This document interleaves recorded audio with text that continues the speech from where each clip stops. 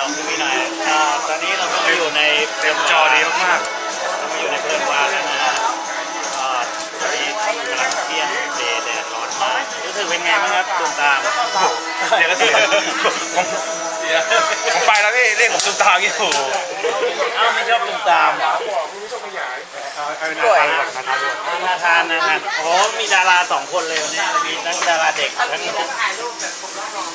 ทางดาราญี่ปุ่นครับดาราหนังเอกญี่ปุ่นเป็นไงครับชอบไหมครับเริ่มเบื่อครับมาที่5แล้วเนี่ยเริ่มหิวทำเยอะมากเดี๋ยวต้องรีบกลับแล้วเดี๋ยวทางไปเคลียร์กับที่บ้านก่อนอ๋อเขาที่บ้านเรากันออกมาก็เดี๋ยวดูบรรยากาศรอบๆแล้วกันเฮ้ยนี่เหมือนเกย์เลย